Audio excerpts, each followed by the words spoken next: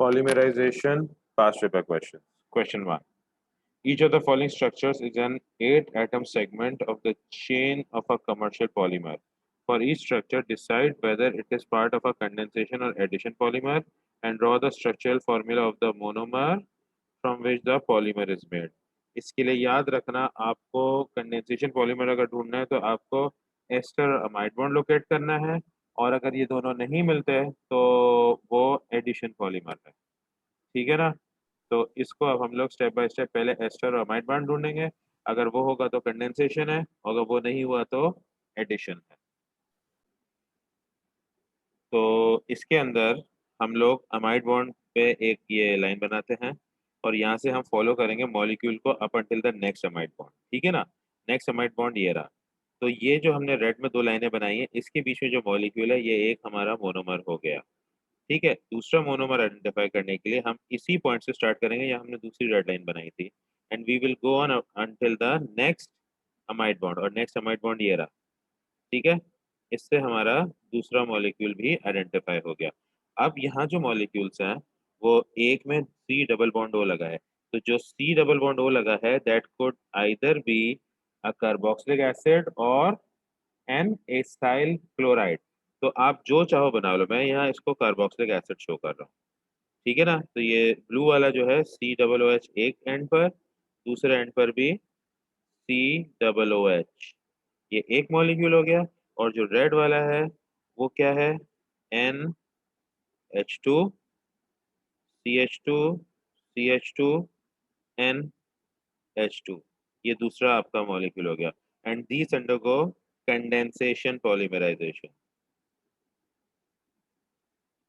तो अब आपने सीख लिया कि किस तरीके से हम लोग पहले कंडेंसेशन पॉलीमर या एडिशन पॉलीमर है वो आइडेंटिफाई करेंगे, और दूसरा जो उसके मोनोमर्स हैं उनको कैसे इसमें से निकालेंगे ढूंढ के। तो ये हमारा पहला हो गया। अब इन्होंने इस तरीके से दो और दिए हुए हैं। तो कंटिन्यूइंग,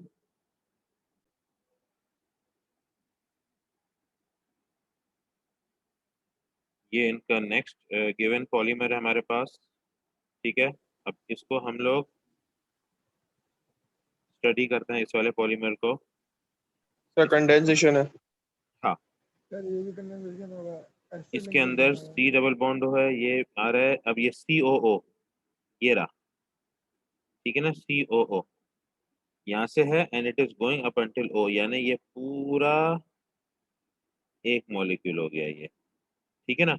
और जो स्टार्टिंग थी वो भी सी डबल बॉन्ड से स्टार्ट हुआ था और यहाँ तक आया था। और इसकी जो आर ग्रुप है, ठीक है ना, इसकी आर ग्रुप है सी एच थ्री, इसकी आर ग्रुप है C H two C H three. इसका मतलब ये अलग अलग दो मॉलिक्यूल्स हैं। तो दूसरा वाला जो मोनोमर होगा वो यहीं पर एंड हो रहा है, और उसकी स्टार्टिंग बिल्कुल starting of the repeat unit से हुई थी। तो ये आपके दो मोनोमर्स हो गए। और क्योंकि इसके अंदर सी डबल बॉन्ड हो सिंगल बॉन्ड हो है तो ये एस्टर बॉन्ड हुआ। एस्टर बॉन्ड की वजह से ये होगा कंडेंसेशन पॉलीमर। ठीक है, अब इसको हमें वो बनाना है स्ट्रक्चर। तो सी डबल बॉन्ड ओ से स्टार्ट करते हैं। तो C double bond O, C double bond O, तो यहाँ ओ एच होगा या सी एल होगा, either of it is possible. Bonded to C H, ठीक है, फिर C H two and O H, और सी एच के नीचे आएगा C H two C H three, C H two C H three. तो ये वो वाला मॉलिक्यूल है जिसका मोनोमर हमने ब्लू में आइडेंटिफाई किया था। अब रेड वाला देखते हैं। इसका हमने सी डबल बॉन्ड ओ से स्टार्ट किया, तो ये भी C double bond O single bond O H या C L whichever. Next to C H जिसके नीचे सी एच थ्री लगा हुआ है, next to C H two, next to O H. तो ये दोनों जो हमारे मॉलिक्यूल्स हैं ये हाइड्रोक्सी कार्बोक्सिलिक एसिड्स हैं, अलग अलग। ठीक है, हाइड्रोक्सी कार्बोक्सिलिक एसिड। और इसके अंदर जो बॉन्ड बनता है इन दोनों के बीच में वो एस्टर बॉन्ड होता है। सो दीस आर कंडेंसेशन पॉलीमर्स। अब देखते हैं नेक्स्ट, इन्होंने जो हमारा पॉलीमर का स्ट्रक्चर दिया हुआ है रिपीट यूनिट, ये है। अब इसके अंदर अगर आप नोट करो, हाँ, इसके अंदर कहीं पर भी आपको एस्टर या अमाइड बॉन्ड नहीं मिल रहा है, तो ये एडिशन पॉलीमर है। अब एडिशन पॉलीमर में हम कैसे आइडेंटिफाई करेंगे? तो आप इसमें देखो कि क्या चीज़ रिपीट हो रही है। ठीक है ना? ये देखो CH ये रिपीट हो रहा है, CH ये रिपीट हो रहा है। अब इसके ऊपर देखो, एक हमारे पास है CH3, ठीक है, एक हमारे पास है CONH2, एक हमारे पास है बेंजीन रिंग, और एक हमारे पास CONH2 है। ये हम ऑलरेडी देख चुके हैं, तो ये ब्लू था तो इसको ब्लू में कर लिया। तो हमारे पास इन टोटल रेड, ग्रीन और ब्लू तीन हमारे पास जो है वो मोनोमर्स हैं इस पॉलीमर के। और क्योंकि इसके अंदर एस्टर और अमाइड बॉन्ड नहीं है, तो ये फॉर सर्टेन है कि this is an addition polymer, ठीक है ना। अब इसके मोनोमर्स बनाते हैं। पहला वाला CH, इधर CH3 डबल बॉन्ड CH2, ये एक मोनोमर हुआ। दूसरा मोनोमर बनाते हैं जिसको ब्लू में आइडेंटिफाई किया था, CH CONH2 double bond CH, right. और तीसरा जो ग्रीन में आइडेंटिफाई किया था, CH, दूसरी तरफ बेंजीन रिंग, ठीक है, double bond CH and H. So these are the three monomers that were added together into the polymer shown, ठीक है। एडिशन पॉलीमर को इस तरीके से आइडेंटिफाई करते हैं। Next question,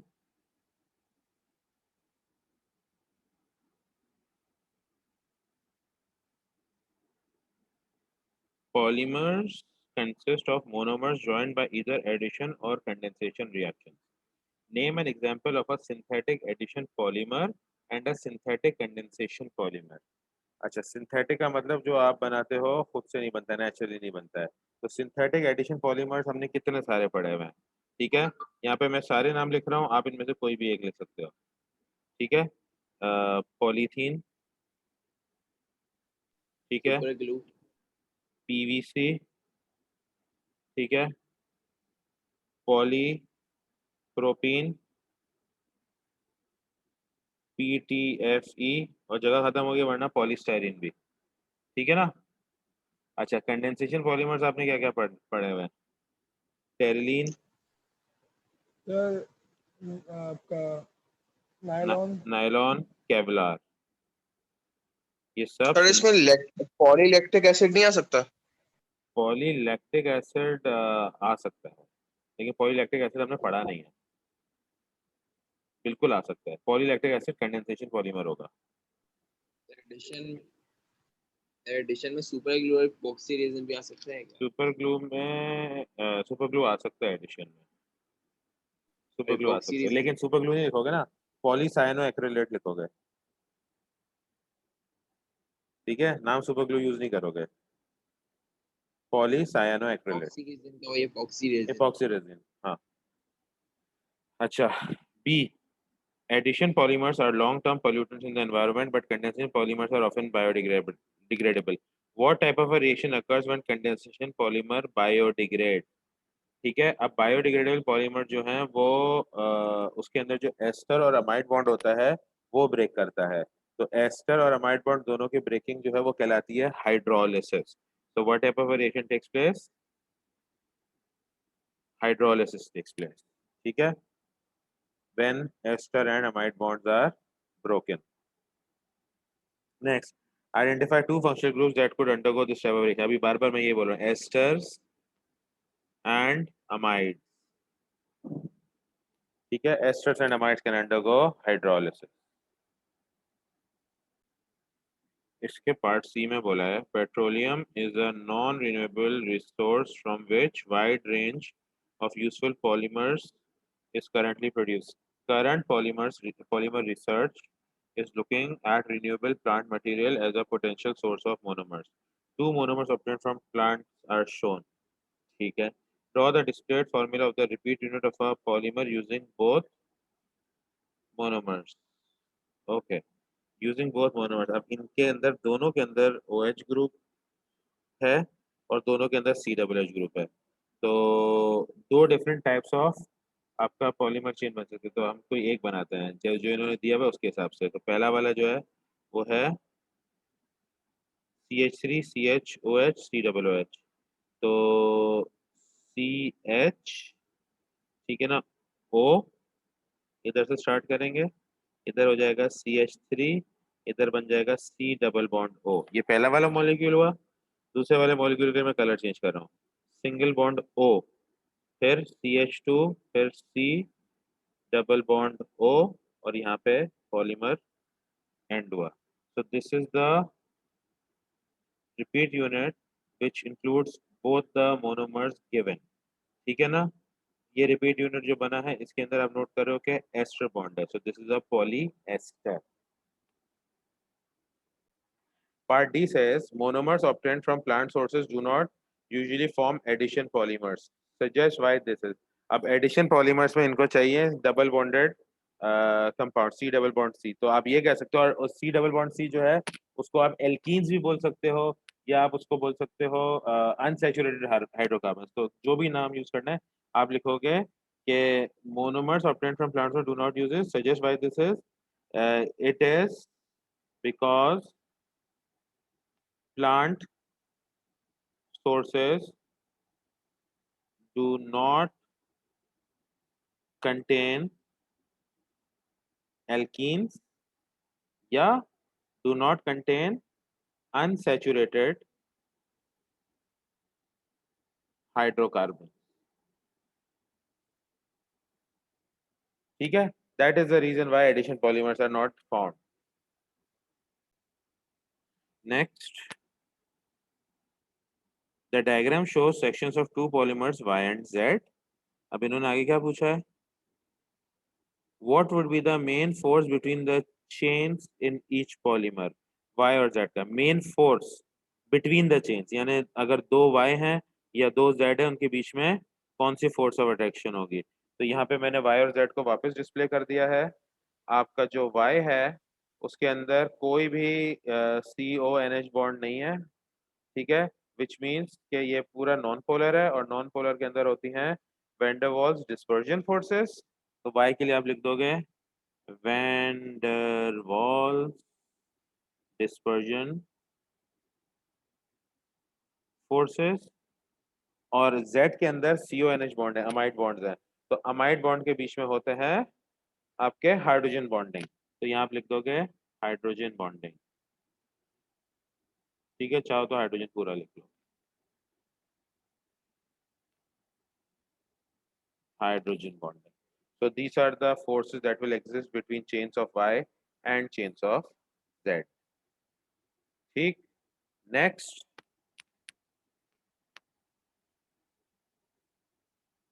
which is likely to be more hydrophilic of these two polymers? Explain your answer. Hydrophilic का मतलब water loving, it would be Z क्योंकि उसके अंदर हाइड्रोजन बॉन्डिंग है, ठीक है ना। Z because it can form hydrogen bonds with water, सही है ना, इस वजह से वो हाइड्रोफिलिक होगा। नेक्स्ट,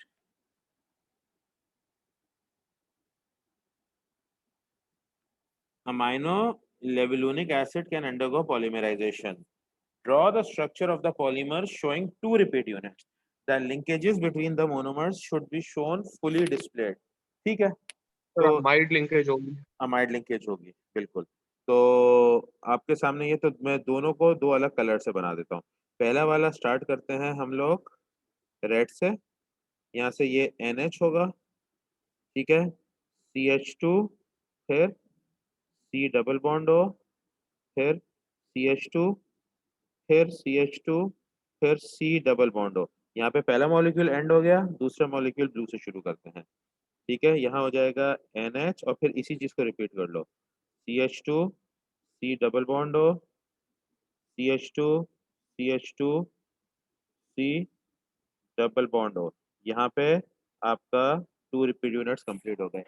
रेड में जो है वो एक रिपीट यूनिट शो हुआ, ब्लू में जो है वो दूसरा रिपीट यूनिट शो हुआ, और इन्होंने क्या बोला है, the linkage between the monomers should be shown fully displayed. मैंने फुली डिस्प्ले तो शो किया, और इसको मैं क्लियरली लेबल करके इसको एक ग्रीन बॉक्स में मैं डाल रहा हूँ, ये लिख रहा हूँ यहाँ पे अमाइड बॉन्ड या लिंकेज, ठीक है ना। इससे ज़्यादा आप क्लियरली शो नहीं कर सकते हो जिस बॉन्ड से ये मोनोमर्स जो हैं एक दूसरे से कनेक्टेड है, ठीक है। So amino levulinic acid undergoes condensation polymerization and forms a polyamide. Next question. Polymers can be formed by addition or condensation polymerization. Complete the table. Method of polymerization. Nylon, अब आपको याद होना चाहिए ये. Nylon is a condensation. ठीक है ना. PVC is addition addition, और terylene is condensation again. condensation. Right? अच्छा, part B. Nomex is a polymeric material with excellent flame-resistant properties. It contains a polymer made from the two monomers shown. अब एक जो है वो diamine है, एक जो है वो डायोइक एसिड है. और ये तो केवलार जैसा नहीं है, लेकिन हाँ, लेकिन पोजीशन अलग है, लेकिन पोजीशन केवलार अलग जैसा है. है। बिल्कुल केवलार जैसा है, लेकिन पोजीशन अलग है. Draw the structure of a polymer showing two repeat units. The linkages between the monomers units should be shown fully displayed. Okay. तो इसके लिए हम लोग अभी थोड़ा सा स्क्रीन को नीचे करते हैं शो करने. ओके, तो इसके जो रिपीट यूनिट्स बनेंगे वो यहाँ से शुरू होगा. NH, ठीक है. ये आपका पहला अब वो हो गया मोनोमर. दूसरे मोनोमर के लिए कलर चेंज कर रहा हूँ. C डबल बॉन्ड O, ठीक है. ये दूसरा मोनोमर हो गया. अब यहाँ पे जाके आपका पहला रिपीट यूनिट कंप्लीट होता है, ठीक है. जब दूसरा रिपीट यूनिट आप स्टार्ट करेंगे तो फिर यहाँ से आप कंटिन्यू करेंगे. NH,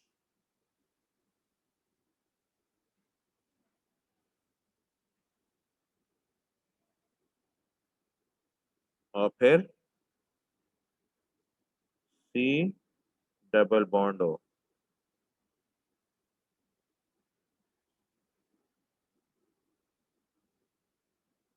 ये आपके दो रिपीट यूनिट्स कंप्लीट हुए. इसके अंदर अमाइड बॉन्ड्स को हाईलाइट अगर हमें करना है तो हम यूं करके इसको हाईलाइट कर देंगे. ये इसके अंदर 3 अमाइड बॉन्ड्स हैं मौजूद, ठीक है. इन तीनों को हाईलाइट करके इनको लेबल भी कर देंगे. अमाइड बॉन्ड या लिंकेज. और ये समझने के दो रिपीट यूनिट्स हैं, यहाँ पे आपको शो कर रहा हूँ ये येलो लाइन बना के. लेफ्ट साइड पर और राइट साइड पर आपके दो रिपीट यूनिट्स हैं, यानी एक रेड और ब्लू यूनिट मिलकर एक रिपीट यूनिट बना, दूसरा रेड और ब्लू यूनिट मिलकर दूसरा रिपीट यूनिट बना. तो इस तरीके से ये दो रिपीट यूनिट्स हैं held together by 3 amide bond, ठीक है ना. इसमें 3 अमाइड बॉन्ड्स हैं, दो रिपीट यूनिट, क्योंकि with in a repeat unit एक अमाइड बॉन्ड है, तो दो रिपीट यूनिट्स हैं तो उनके पीछे दो अमाइड बॉन्ड. और जब दोनों रिपीट यूनिट साथ में कनेक्ट होंगे तो उसमें भी एक अमाइड बॉन्ड बनेगा. तो इस तरीके से 3 अमाइड बॉन्ड हो गए, ठीक.